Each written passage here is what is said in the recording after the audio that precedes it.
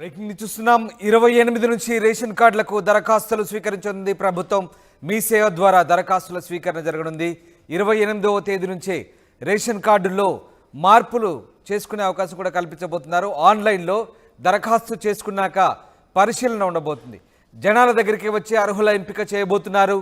గ్రామ బస్తీ సభల ద్వారా దరఖాస్తుదారుల ఎంపిక జరగబోతుంది.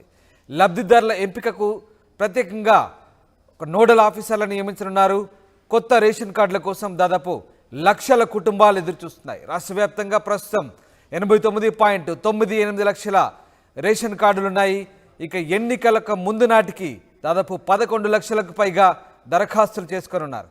దీంతో కత్తి మీద సాములా తయారైంది ప్రస్తుతానికి లబ్ధిదారుల ఎంపిక. మొత్తం మీద 28వ తేదీ నుంచి కొత్త రేషన్ కార్డులకు సంబంధించినటువంటి దరఖాస్తులు స్వీకరించనున్నారు. ఇక ఆ రోజు నుంచే రేషన్ కార్డులో మార్పులకు సంబంధించి కూడా ఆన్లైన్లో మార్పులు చేసుకునే అవకాశం కూడా కల్పిస్తున్నారు. ఇక దరఖాస్తులు చేసుకున్నాక పరిశీలన ఉండబోతుంది. గ్రామ సభల ద్వారా బస్తీ సభల ద్వారా జనాల దగ్గరికి వచ్చి అర్హుల ఎంపిక చేయబోతున్నట్టుగా తెలుస్తోంది. మొత్తం మీద లబ్ధిదారుల ఎంపికకు స్పెషల్ నోడల్ ఆఫీసర్లను కూడా ప్రభుత్వం నియమించబోతుంది. దాదాపు లక్షల కుటుంబాలు ఎదురు చూస్తున్నాయి. వాళ్ళందరికీ కూడా 28వ తారీఖు నుంచి అవకాశం లభించబోతుంది కొత్త దరఖాస్తులు పెట్టుకోవడానికి రేషన్ కార్డులకు సంబంధించి. ఎస్, మా ప్రతినిధి మధు లైవ్లో జాయిన్ అవుతున్నారు.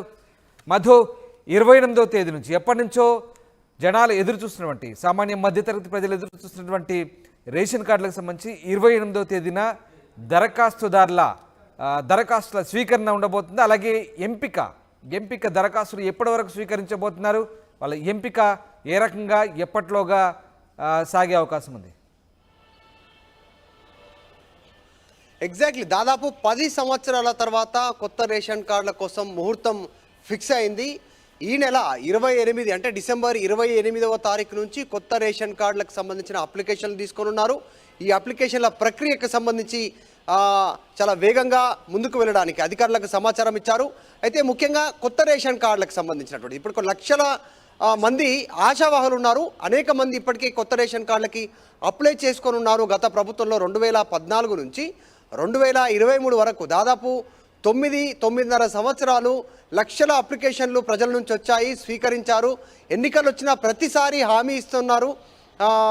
గత ప్రభుత్వం కొత్త రేషన్ కార్డులు ఇస్తాము, అర్హులను గుర్తిస్తాము, కొత్త వారికి రేషన్ కార్డు ఇవ్వడానికి ప్రక్రియ ప్రారంభం కాబోతోంది, అప్లికేషన్లు తీసుకుంటున్నాము, పరిశీలిస్తామనేటువంటి ప్రకటనలు వచ్చాయి. కానీ ఎక్కడ కూడా కొత్త రేషన్ కార్డులకు సంబంధించినటువంటి అడుగు ముందుకు పడలేదు. సో చాలామంది ఆశావాహులు ఎదురు చూస్తూ ఉన్నారు. కొద్దిమంది ఏమో రేషన్ కార్డు కట్ అయినటువంటి వాళ్ళు ఉన్నారు, వివిధ కారణాలు ఉన్నాయి వారికి సంబంధించిన రేషన్ కార్డు సంబంధించి కట్ కావడానికి. సో వారంతా ఎదురు చూస్తున్నారు. ఎట్టకేలకు ముహూర్తం ఫిక్స్ అయింది. కొత్త ప్రభుత్వం ఏర్పడిన తర్వాత డిసెంబర్ 28 కొత్త సంవత్సరం ప్రారంభానికి 3 రోజుల ముందే ఈ అప్లికేషన్ల ప్రక్రియ ప్రారంభం కానుంది. దాదాపు నెల నుంచి 2 నెలల వ్యవధి వరకు సమయం కేటాయించే అవకాశం ఉంది కొత్త రేషన్ కార్డు అప్లికేషన్ తీసుకోవడానికి. మీ సేవ ద్వారా అప్లికేషన్ స్వీకరిస్తారు. గ్రామ సభల ద్వారా అర్హులను గుర్తిస్తారు. అక్కడ నిజంగానే వారు రేషన్ కార్డుకి వైట్ రేషన్ కార్డుకి అర్హుదారులు అయితే వారికి రేషన్ కార్డు ఇచ్చేటువంటి విధంగా దీనికి ఏర్పాట్లు చేశారు.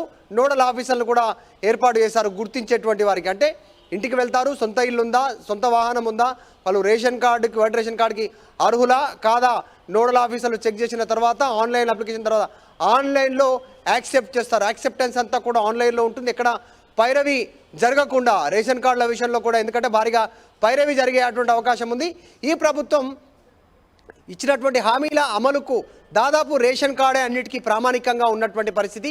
అటు గృహలక్ష్మి, అలాగే మహాలక్ష్మి, అలాగే అనేక పథకాలకు సంబంధించి సో ఇదే ప్రామాణికంగా ఉండనుంది.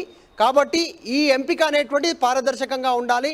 ప్రభుత్వం ఏర్పాటైన తర్వాత మొట్టమొదటిసారిగా దాదాపు 10 సంవత్సరాల తర్వాత రేషన్ కార్డులు వస్తూ ఉన్నటువంటి పరిస్థితి తెలంగాణ రాష్ట్ర ఏర్పాటు తర్వాత ప్రతిష్టాత్మకంగా ఉంది.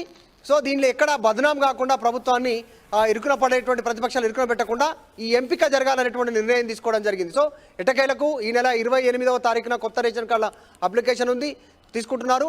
అయితే దీంతో పాటు పాత రేషన్ కార్డు హోల్డర్దారులు ఎవరైతే ఉన్నారో అంటే 10 సంవత్సరాల నుంచి పెళ్ళైనటువంటి వాళ్ళు ఉన్నారు, ఇంటికి పెళ్లి కాని కొడుకులు ఉంటే కోడళ్ళు వచ్చి యాడ్ అయ్యారు. తర్వాత పెళ్ళైన వాళ్ళు ఆల్రెడీ ఉంటే వాళ్ళకు పిల్లలు పుట్టినట్టు ఉన్నారు. సో 10 ఏళ్ల వరకు పిల్లలు వచ్చిన వాళ్ళకి ఇంతవరకు రేషన్ కార్డులో వాళ్ళు జాయిన్ అవ్వలేదు, వాళ్ళ పేర్లు యాడ్ కాలేదు. సో ఇవన్నీ డిఫరెంట్ ప్రాబ్లమ్స్ ఉన్నాయి, అనేక సమస్యల పరిష్కారానికి నిర్ణయం తీసుకుంటున్నారు. ప్రభుత్వం మీద తలకు మించిన భారం కానుంది ఈ ఎంపిక ప్రక్రియ. ఇక రానున్నటువంటి రోజుల్లో అన్ని సంక్షేమ పథకాలు దీనికి లింక్ అయి ఉన్నటువంటి నేపథ్యంలో రేషన్ కార్డుతో చాలా వేగవంతంగా ఈ ప్రక్రియ పూర్తి చేయాలి అనేటువంటిది నిర్ణయించినట్టుగా తెలుస్తూ ఉంది. కాంగ్రెస్ ప్రభుత్వం ఏర్పడిన తర్వాత చెప్పారు, ప్రభుత్వం ఏర్పడిన తర్వాత 100 రోజుల్లోనే 6 గ్యారెంటీలు అమలు చేస్తామని. సో దానికంటే ముందుగానే ఈ నెల ఆఖరి వరకు ఇది ప్రారంభిస్తారు. నెల 15 రోజులు ఎంపిక ప్రక్రియ ఉంటుంది, అప్లికేషన్ తీసుకుంటారు, సమస్య లేకుండా దీన్ని సాల్వ్ చేసి మధు అంటే జనాల దగ్గరికే వచ్చి లబ్ధిదారుల ఎంపిక చేయబోతున్నామంటూ ప్రభుత్వం చెప్తుంది. అంటే గ్రామ బస్తీ సభల ద్వారా దరఖాస్తుదారుల ఎంపిక పూర్తిగా మరి పారదర్శకంగా సాగేందుకు ఏర్పాటు సాగుతున్నాయి. అలాగే నోడల్ ఆఫీసర్లు నియమించబోతున్నట్టుగా తెలుస్తుంది. సో ఏ రకంగా ఎవరికి ఇబ్బంది కలగకుండా పూర్తిగా చాలా జెన్యూన్గా నిజమైన లబ్ధిదారులకి అందే అవకాశాలకు సంబంధించి ఎట్లాంటి చర్యలు తీసుకోబోతుంది ప్రభుత్వం?